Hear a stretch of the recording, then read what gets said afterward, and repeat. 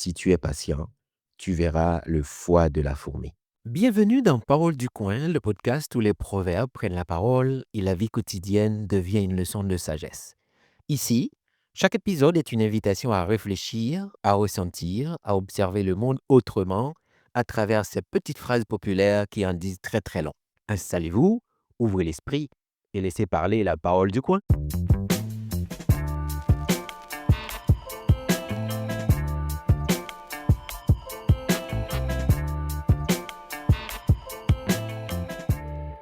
Et oui, maintenant faisons place à la sagesse du jour. C'est un proverbe, certes, c'est une phrase transmise de bouche à oreille qui est simple en apparence, mais profonde comme un puits sans fond.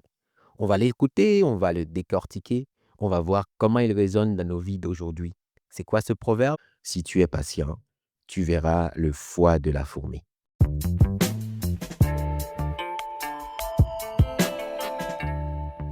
Parole du coin. Le coin de la bonne parole. Nous sommes arrivés au dernier dimanche du mois d'avril, n'est-ce pas? Regardons le chemin que nous avons parcouru ensemble tout au long de ce mois. Nous avons planté notre graine dans l'obscurité de la terre. Nous avons accepté la boue et le chaos de la fonte des neiges. Nous avons affronté les tempêtes pour forcer nos racines à s'ancrer. Aujourd'hui, l'arbre est là. Les racines sont solides. Les bourrasques d'avril se calment peu à peu. Mais il n'y a pas encore de fleurs. C'est le moment le plus ingrat du cycle de la nature. Le moment où tout le travail difficile a été fait, mais où la récompense n'est pas encore visible.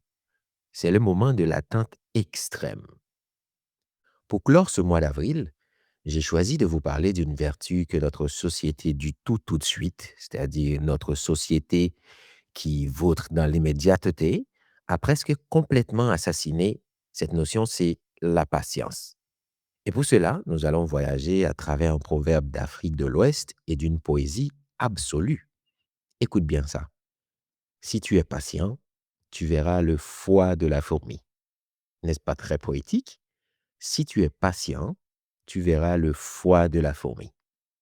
Aujourd'hui, nous allons parler de ce moment précis où vous avez envie de tout abandonner ou tricher pour aller plus vite, juste avant que le miracle se produise.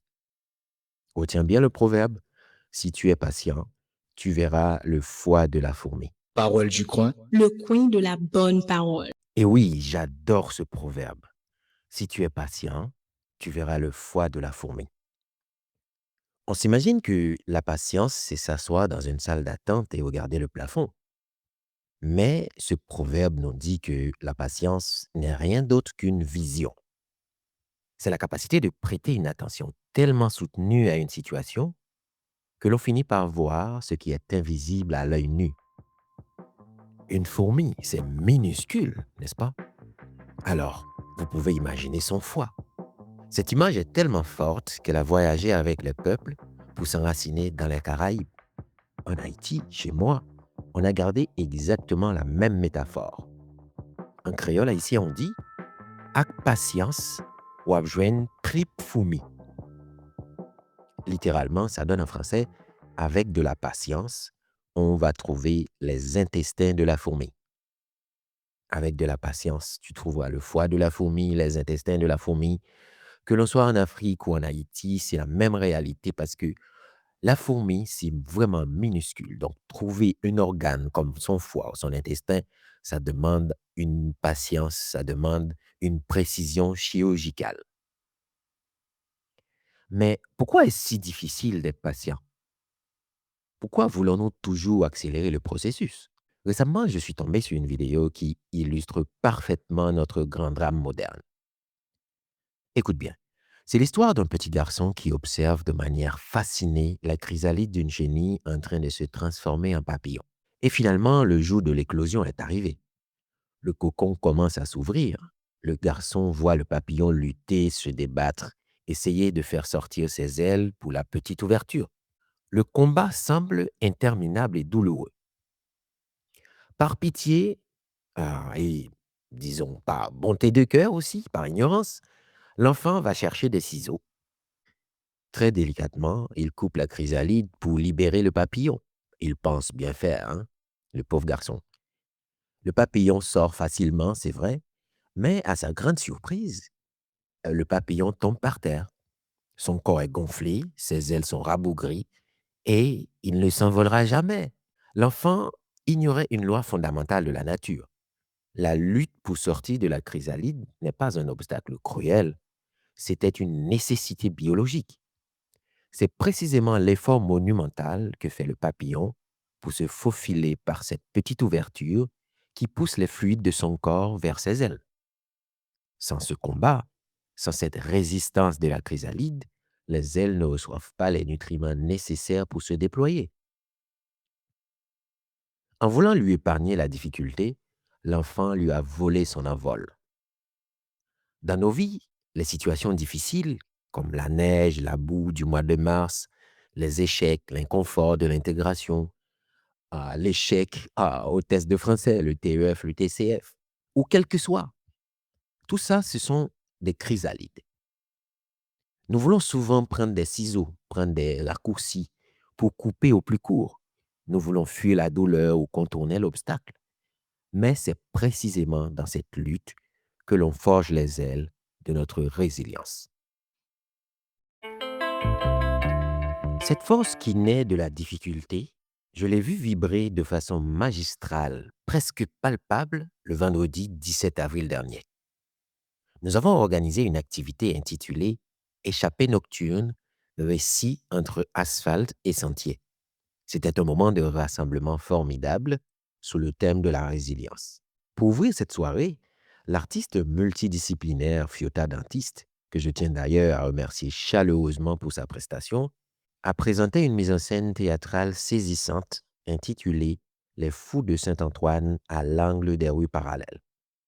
Elle a réussi avec brio l'exploit de fusionner deux œuvres immenses de la littérature haïtienne contemporaine. Il y avait l'univers poétique et cru de Lionel Trouillot et aussi le réalisme magique et grinçant de Gary Victor. Étant sur scène, la salle était plongée dans un noir total, troué seulement par la lueur de la bougie de Fiota. Avec sa voix et cette simple flamme, Fiota a incarné le chaos absolu. Elle a fait revivre le tumulte qui existe à Port-au-Prince, la folie ambiante, le vacarme des rues qui se croisent, la difficulté quotidienne qui vous prend à la gorge, et cette absurdité parfois nécessaire pour ne pas sombrer. C'était la chrysalide dans toute sa rudesse, étroite, étouffante, inconfortable. Mais à travers ce chaos théâtralisé, ce qui transperçait la pénombre, ce n'était pas la plainte ni la défaite. C'était l'incroyable, l'indestructible résilience du peuple haïtien. Un peuple qui ne prend pas des ciseaux pour fuir son histoire ou court-circuiter ses épreuves. Il vit pleinement dans la chrysalide. Il lutte avec la boue, il apprivoise ses monstres. Et c'est précisément de cette lutte constante que jaillissent cette vitalité hors du commun, cette créativité flamboyante et cette force spirituelle qui fascine le monde entier. L'eau sale n'a jamais empêché l'art haïtien de pousser. Au contraire, elle agit comme un terreau surpuissant, comme un ingrédient magique. Et cette poésie de la résilience ne s'est pas arrêtée aux frontières d'Haïti. Lors de cette même soirée, l'artiste Akbris, que je remercie aussi pour sa prestation, a pris le relais pour nous ramener à la racine africaine de cette force. Avec une voix vibrante, Ak a lu un extrait bouleversant du roman Le ventre de l'Atlantique de l'autrice sénégalaise Fatou Diom, accompagné d'un puissant texte de slam. Il nous a rappelé les sacrifices, les traversées périlleuses et cette résilience africaine inouïe qu'il faut pour oser espérer de l'autre côté de l'océan. La résilience de ceux qui affrontent l'immensité de l'Atlantique en quête de lumière. Parole du coin. Le coin de la bonne parole. Et la magie de cette soirée échappée nocturne ne s'est pas arrêtée là. Le mot d'ordre, la conclusion qui flottait dans l'air ce vendredi-là, ce vendredi 17 avril, c'était cette phrase magnifique: s'enraciner sans se déraciner. Ce thème a suscité une question fondamentale. Comment arrive-t-on sur une nouvelle terre? Comment on s'adapte? Comment on s'intègre? Comment on s'enracine, bien sûr, sans pour autant perdre d'où l'on vient, sans perdre sa langue et son âme, sans se déraciner. Durant la soirée, le professeur Clint Bruce, un spécialiste en études acadiennes, notre invité d'honneur à cette activité, a pris la parole en commençant par une anecdote tirée de la tradition orale louisianaise. Il a parlé d'un personnage de conte folklorique, Compé Bouki. Et là, l'étincelle s'est produite chez le professeur Worom Chantal, qui portait la voix d'Haïti pour parler de la résilience haïtienne, car, en effet, Compé Bouki n'est pas seul. Il est indissociable de son acolyte, Timalis, formant le célèbre duo Bouki et Malice, véritable pilier de la culture haïtienne. Le professeur Worom a approfondi ce concept fascinant. Il a expliqué la dualité de ces deux personnages, Bouki, glouton mais souvent naïf, et Malice, plus petit mais incroyablement rusé et ingénieux. À travers leurs mésaventures, ce duo incarne les dynamiques de pouvoir, la débrouillardise et les stratégies de survie du peuple. C'est une même racine africaine, un même souffle narratif qui a survécu à l'esclavage, aux tempêtes et au temps. Ce duo a voyagé et a fleuri différemment. On le retrouve dans les bayous de la Louisiane sous une forme et dans les mondes d'Haïti sous une autre forme. Bouki et Malice ont survécu pendant que le peuple qui les racontait a été résilient. Ils se sont adaptés à un nouveau monde sans oublier d'où ils venaient. Ils se sont enracinés sans se déraciner. S'enraciner sans se déraciner ne se fait pas du jour au lendemain. C'est le combat du papillon, vous vous souvenez. Ça demande de la patience, ça demande de chercher le foie de la fourmi, d'être attentif aux petits détails, aux points communs entre nos cultures pour tisser des liens avec l'autre sans s'effacer soi-même. Cela demande l'intelligence de Malice et la persévérance de Bouki. Si tu es patient, tu verras le foie de la fourmi. Parole du coin. Le coin de la bonne parole. Mais comment trouver de l'énergie de rester patient? Comment s'enraciner quand on se sent parfois de trop, dépaysé ou déraciné? Cette question de l'adaptation, elle résonne profondément avec l'histoire d'ici en Acadie. Pendant nos échappées nocturnes du 17 avril dernier, l'acteur et auteur Gabriel Robichaud nous l'a rappelé de façon magistrale. Il a livré une lecture poignante de Nous, l'étranger, un texte de Serge Patrice Thibaudot. Je tiens à remercier aussi Gabriel pour cette prestation. Ce texte parle de cette sensation intime d'être l'étranger, de la nécessité vitale de survivre et du défi colossal de devoir s'ancrer sur une terre rude et froide qui n'est pas la sienne. Et comment parler de cette persévérance acadienne sans penser à Pélagie la charrette de la grande Antonine Maillet? Pélagie, c'est l'incarnation même de notre proverbe d'aujourd'hui. Si tu es patient, tu verras le foie de la fourmi. C'est la patience absolue. Elle ramène son peuple vers l'Acadie après le grand dérangement. C'est un voyage lent, épuisant. La charrette grince, elle s'embourbe, elle traverse des hivers impitoyables. Pélagie aurait pu prendre des ciseaux, abandonner ou chercher un raccourci. Mais elle sait que la survie de son peuple exige cette longue marche. Sa résilience, c'est d'accepter que le retour à la terre, le véritable enracinement, est un processus qui ne se bouscule pas. C'est la chrysalide en mouvement. Cette leçon de résilience universelle face à l'exil et au renouveau, ou le Cette leçon de résilience universelle face à l'exil et au renouveau, on la retrouve brillamment explorée par l'académicien Dany Laferrière. Lui qui a quitté la chaleur d'Haïti pour l'hiver de Montréal il y a longtemps, nous enseigne, notamment dans son livre L'énigme du retour, qu'on n'est jamais obligé d'amputer une partie de soi pour survivre ailleurs. La vraie résilience de l'immigrant, de l'exilé, c'est de puiser dans la mémoire de son pays d'origine la force d'affronter le nouveau.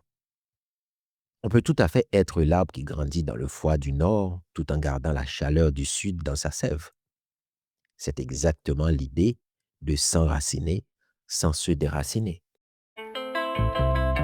Et justement, pour survivre à cette rudesse des nouveaux départs et des longs hivers, les Acadiens, eux, ils ont dû apprendre des techniques incroyables. Vendredi 24 avril dernier, lors de la cérémonie d'ouverture du gala de l'Association des étudiants du CCNB de Dieppe, sous le thème Au-delà des frontières, j'ai entendu parler d'un arbre bien spécifique. Cet arbre, c'est le bouleau. Dans la sagesse Mi'kmaq et Oulastokwe, le bouleau est une source de vie. Au tout début du printemps, exactement dans cette période d'attente ingrate, le bouleau fait monter sa sève depuis ses racines. Cette eau de bouleau est un tonique naturel récolté pour redonner de l'énergie au corps après la fatigue de l'hiver. L'arbre donne de l'énergie pour patienter jusqu'à l'été. Mais on ne peut pas forcer le bouleau. Si vous attendez les feuilles au mois de mai, l'eau devient amère, inutile. Du coup, il faut être présent et à l'écoute. Il faut être concentré, focalisé, focus. Il faut activer sa résilience. Parole du coin. Le coin de la bonne parole. Nous voici à la fin du 23e épisode, tout comme à la fin du mois d'avril aussi. Le cycle du renouveau est presque accompli. C'est toujours dans la dernière ligne droite que l'envie de prendre les ciseaux pour couper la chrysalide, comme l'enfant dont on a parlé au tout début de l'épisode, est la plus forte. Alors, comment faire pour tenir bon? Comment vivre cette résilience au quotidien? Lors de nos échappées nocturnes du 17 avril, Fatoumata Guindo, qui était là pour nous apporter la voix africaine, pour parler de la résilience africaine, elle nous a offert une boussole exceptionnelle que je vais vous transmettre aujourd'hui. Elle nous a parlé des 3 L de la résilience. 3 piliers pour survivre à notre chrysalide. Je tiens à remercier Fatoumata pour cette clarté qu'elle nous a apportée en 3 L. Selon Fatoumata, c'est le lâcher-prise. C'est accepter ce que l'on ne maîtrise pas. Accepter que le printemps prenne son temps. Accepter l'étroitesse temporaire de la chrysalide. Le deuxième L, c'est la lumière. Il faut garder l'espoir et la clarté intérieure. C'est cette énergie du boulot chez les Micmacs, cette étincelle qui nous anime même quand le ciel est gris ou face à l'immensité de l'Atlantique. Et le troisième L, c'est la lucidité. Il faut regarder la réalité avec honnêteté sans se laisser abattre. Ne pas nier le carreau, mais l'apprivoiser avec intelligence d'un petit malice. Tu te souviens? Malice. C'est seulement avec cette lucidité que l'on peut développer une vision assez fine pour voir le foie de la fourmi ou les intestins de la fourmi. Vous vous rappelez du proverbe? Si tu es patient, tu verras le foie de la fourmi. Je vous en prie, rangez vos ciseaux, s'il vous plaît. N'essayez pas de court-circuiter l'épreuve. Embrassez la boue. Travaillez dans la boue et c'est la boue qui est là pour vous façonner. Souvenez-vous du proverbe. Avec patience, n'a joine tripe fourmi. Avec de la patience, vous allez pouvoir trouver les foies ou les intestins, quel que soit l'organe qu'il y a dans la fourmi. Vous voyez bien que ça demande une précision chirurgicale qui va arriver seulement si vous cultivez la patience. Votre récompense est peut-être là, toute proche, encore microscopique. Voilà pourquoi vous devez vous décourager maintenant. C'était l'épisode 23 de Parole du coin. Si cet épisode a été un baume pour vous, s'il vous a donné de l'énergie d'attendre encore un peu et de garder vos ailes en formation, partagez-le avec un ami. Envoyez-le à cet ami qui est dans cette chrysalide et qui a besoin d'entendre que la lutte est nécessaire. Prenez soin de vous, gardez votre lumière, votre lucidité et votre lâcher-prise. Je tiens à remercier toutes les personnes qui ont contribué à faire de nos échappées nocturnes du 17 avril une réussite. Je sais que vous vous en parlez autour de vous. Merci spécialement à tous nos invités, professeur Clint Bruce, professeur Worom Chantal, Fatoumata Guindo, Gabriel Robichaud, Fiota Dentiste, Akbrice, tous nos bénévoles, tout le monde qui a contribué d'une manière ou d'une autre, nos partenaires qui ont contribué à la réussite de cette activité. On se retrouve bientôt pour un autre épisode, là où les mots simples rencontrent la grande question, où le silence parle et où la vérité ancienne trouve encore leur voix. Et surtout, restez branchés pour l'épisode spécial qui va sortir le 21 mai. Vous allez pouvoir écouter un extrait des interventions de chaque personne que j'ai citée dans cet épisode. Merci beaucoup pour votre fidélité, pour votre support. Merci beaucoup d'avoir partagé ce podcast autour de vous. Merci beaucoup d'en avoir parlé dans votre entourage. À très bientôt pour la suite. D'ici là, prenez bien soin de votre chrysalide. Et voilà, le proverbe s'éloigne, mais l'écho demeure. Ce que vous venez d'entendre n'est peut-être qu'un murmure, mais certains murmures traversent les âges. Parole du coin. Le coin de la bonne parole.